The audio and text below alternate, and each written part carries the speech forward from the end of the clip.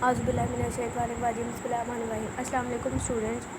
आज हमारा केमिस्ट्री का 13 लेक्चर है और आज हम chapter number 2 structure of atoms जो है वो स्टार्ट करेंगे। तो लास्ट जो टॉपिक था, लास्ट जो हमारा लेक्चर था उसमें हमने हमारा जो लास्ट चैप्टर था उसे कंप्लीट किया था। अब हम डाल्टन्स थ्योरी पढ़ेंगे। According to Dalton an atom is an indivisible hard dense sphere. अब कह रहा है कि डाल्टन के अकॉर्डिंग, मतलब डाल्टन के मुताबिक एक एटम जो था वो इंडिविजिबल था। एक तो होता है ना डिवाइड, मतलब कि जो डिवाइड हो सके, जो तकसीम हो सके। इंडिविजिबल जो डिवाइड ना हो, सख्त और थोड़ा डेंस स्फीयर, मतलब कि थोड़ा भारी था। अब डाल्टन ने एटम की डेफिनेशन क्या की कि एटम जो है वो इंडिविजिबल है, डिवाइड नहीं हो सकता, सख्त है और उसका थोड़ा सा वज़न है और वो गोल शेप में है। सिंपल वर्ड में उसने डाल्टन ने कहा कि एटम जो है वो सख्त है, तकसीम नहीं हो सकता और उसका थोड़ा सा वज़न है और वो स्फीयर फॉर्म में, मतलब वो गोल शक्ल में है। Atoms of the same element are alike. और उसने कहा कि अगर हम एक एलिमेंट देखें, एक एलिमेंट में बहुत सारे एटम्स होते हैं, तो अगर हम एक एलिमेंट के, किसी भी एलिमेंट के एटम्स देखें तो वो सारे अलाइक होंगे, मतलब कि किसी भी एलिमेंट के जितने एटम्स होंगे वो सारे सेम होंगे, एक जैसे होंगे। They combine in different forms to form compounds. कि एक एलिमेंट है उससे डिफरेंट चीज़ें बनती हैं। जैसे कि आप NaCl को ही देख लें, वो Na है जो है वो बेस के साथ जुड़ के क्या बना देता है, सोडियम हाइड्रोक्साइड, और Cl के साथ मिलके क्या बना देता है, नमक बना देता है। अब यही कह रहा है कि जो एलिमेंट के एटम्स होते हैं वो सारे क्या होते हैं, सेम होते हैं, एक जैसे होते हैं, लेकिन वो डिफरेंट वे में कंबाइन होकर डिफरेंट चीज़ें बनाते हैं। अब डाल्टन ने अपनी थ्योरी में क्या कहा कि एटम जो है वो ना तकसीम होने वाला, सख्त और ऐसी चीज़ है जिसका थोड़ा सा वज़न है। और अगर हम किसी भी एटम के, किसी भी एलिमेंट के एटम्स को देख लें तो वो सारे एक जैसे होंगे और वो डिफरेंट वेज़ में, डिफरेंट स्टाइल में अरेंज होकर डिफरेंट चीज़ें बनाते हैं। आगे यहाँ से आपने करना है प्लम पुडिंग की डेफिनेशन। यहाँ से ये ऊपर से डाल्टन थ्योरी की डेफिनेशन होगी, अब आप प्लम पुडिंग में आ जाए। Thomson put forth his plum pudding theory. और उसके बाद थॉमसन एक और साइंटिस्ट था, उसने अपनी एक थ्योरी दी जिसका क्या नाम था, प्लम पुडिंग। ही पास्टुलेटेड। अब देखो एटम्स को डिफरेंट साइंटिस्ट ने डिफरेंट वे में एक्सप्लेन किया। डाल्टन ने अपने तौर पे एक्सप्लेन किया, उसके बाद थॉमसन था, उसने अपने वे में इसको एक्सप्लेन किया। He postulated that the atoms were the solid structure of positively charge with the tiny negative particle stuck inside. उसने पास्टुलेट, मतलब उसने कहा कि एटम जो है वो सॉलिड स्ट्रक्चर है, किसके, पॉजिटिव, और उनके ऊपर कौन सा चार्ज होता है, पॉजिटिव। सिंपल वर्ड में उसने कहा कि एटम जो होते हैं वो पॉजिटिव चार्ज के साथ सख्त होते हैं।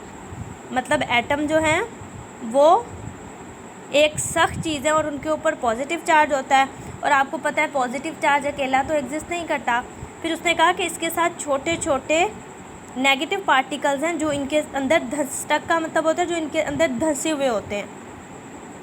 सिंपल वर्ड में उसने एटम को कहा कि एटम जो है वो एक सख्त चीज़ है जिसके ऊपर क्या है, पॉजिटिव चार्ज है, और पॉजिटिव चार्ज होता है वो अकेला एग्जिस्ट नहीं कर सकता, इसलिए इसके साथ छोटे छोटे टाइनी जो होते हैं, टाइनी का मतलब छोटे, जो छोटे नेगेटिव पार्टिकल्स होते हैं वो उसके अंदर धंसे हुए होते हैं। It is like plum in pudding. और उसने कहा कि ये मेरी जो प्लम पुडिंग थ्योरी है। आगे है cathode ray and discovery of electron. के कैथोड रे जो थी वो किसने डिस्कवर की और जो इलेक्ट्रॉन की डिस्कवरी जो थी वो किस तरह हुई। अब देखें 1895 में एक साइंटिस्ट था, sir William crooks, performed experiment by passing electric current through the gas in a discharge tube at a very low pressure. कह रहा था 1895 में एक साइंटिस्ट था जिसका क्या नाम था, सर विलियम क्रूक्स। उसने एक एक्सपेरिमेंट जो था वो परफॉर्म किया। उसने क्या की, एक डिस्चार्ज ट्यूब ली, और डिस्चार्ज ट्यूब में आपको पता है एक गैस होता है। उसने एक डिस्चार्ज ट्यूब ली और इसमें से बहुत लो प्रेशर पे उसने इलेक्ट्रिक करंट गुजारा। इसने क्या किया, एक डिस्चार्ज ट्यूब ली और डिस्चार्ज ट्यूब में एक गैस था एक, और उसने लो प्रेशर पे उसमें से इलेक्ट्रिसिटी पास कराई। अब इसने क्या किया, he took a glass tube fitted with 2 metallic electrodes.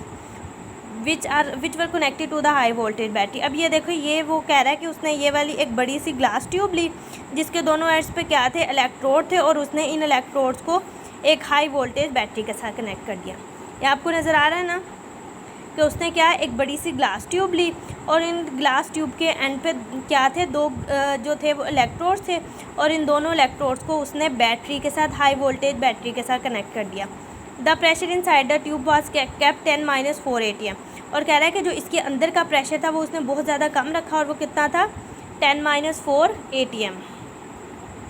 आगे when the high voltage current was pass through the gas, और कह रहा है कि जब हाई वोल्टेज करंट इसके अंदर से पास हुआ, shiny raise were emitted from the cathode which travels toward the anode. अब देखें ये क्या है हमारे पास, कैथोड। उसने कहा कि जैसे ही हाई वोल्टेज जो करंट है इसके अंदर से पास हुआ तो यहाँ से चमकदार जो थी रेज वो कैथोड से एमिट हुई और उन्होंने एनोड की तरफ ट्रैवल किया। एक पहले इसने ग्लास ट्यूब ली और ग्लास ट्यूब के साथ दो इलेक्ट्रोड थे और दोनों इलेक्ट्रोड को उसने बैटरी के साथ कनेक्ट कर दिया और हाई वोल्टेज बैटरी के साथ कनेक्ट किया था, और इसके अंदर का जो प्रेशर था उसने 10-4 ATM रखा, और जब इसमें से उसने बैटरी से करंट दिया तो ये हाई वोल्टेज बैटरी थी तो इसका करंट भी तो हाई वोल्टेज था। जब यहाँ से हाई वोल्टेज करंट इसने पास किया तो इसने देखा कि जो कैथोड है वहाँ से चमकदार या शाइनी जो थी वो लाइनें निकली, और ये लाइनें जो थी वो कैथोड से शुरू हुई और एनोड की तरफ उन्होंने ट्रैवल किया। देवर गिवन, अब ये कैथोड से निकली थी इसलिए उसने इनको क्या दिया, कैथोड रेज का नाम दिया, as these were originated from the cathode. अब उन्होंने ये कैथोड से निकली थी इसलिए उसने इनको कैथोड रेज का नाम दिया। अब फर्दर हमने यहाँ तक पढ़ा, अब नेक्स्ट हम इसकी प्रॉपर्टी स्टार्ट करेंगे कि इसकी, फिर जब उसे पता चला कि ये चीज़ निकल रही है फिर उसने फर्दर इसकी करैक्टरिस्टिक्स को देखा कि ये किस तरह निकली है, क्या वजह है, क्या चीज़ है।